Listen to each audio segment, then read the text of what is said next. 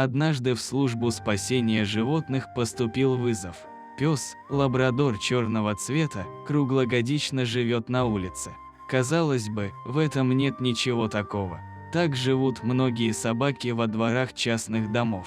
Однако проблема состояла даже не в том, что лабрадор не пес-охранник, а в том, что на него вообще не обращали внимания. Лабрадор сидел на коротенькой цепи, ему было крайне некомфортно. Нерадивые хозяева лишь кидали ему объедки со стола. На этом их миссия заканчивалась. Они полностью игнорировали бедную собаку. Она тосковала от одиночества. Даже когда на улице было очень холодно, пса никогда не брали в дом. Собака выглядела очень болезненной. Пес просто погибал от человеческого равнодушия и жестокости.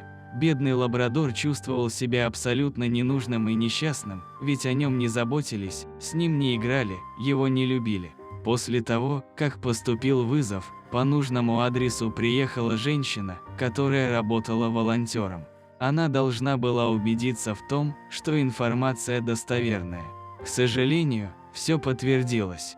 Все оказалось даже хуже, чем можно представить. Женщина постучала в дом и попросила хозяев, чтобы впустили ее во двор. Разумеется, она сразу объяснила, что стала целью визита. На удивление, хозяева отреагировали абсолютно спокойно. Они сказали, что такое отношение к собаке обусловлено тем, что они даже не помнят, как она появилась в доме. Они не могут вспомнить, кому в голову пришла мысль завести пса. К псу относились с полным безразличием. Его не лечили от болезней, не дрессировали, не обучали. Возможно, кто-то будет в шоке от такой новости, но горе-хозяева даже не дали кличку питомцу. Они просто посадили его на цепь и вообще не беспокоились о том, как чувствует себя животное. Они даже не старались заботиться о нем, просто относились так, словно его не существует. Это вопиющая жестокость, которая не поддается никаким законам человечности. Когда волонтер сказала, что хочет забрать пса, хозяева с удовольствием приняли эту новость. Конечно, ведь он им совсем не нужен.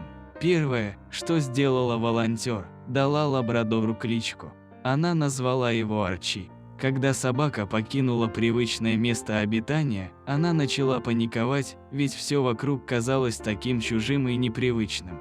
Пса пугала любая мелочь, он шарахался от каждого шороха. Понадобилось немало времени, чтобы вернуть его к нормальной жизни.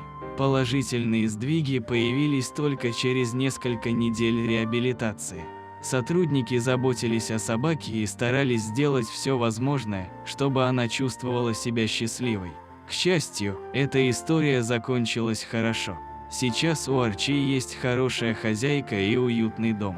Теперь лабрадор просто расцвел.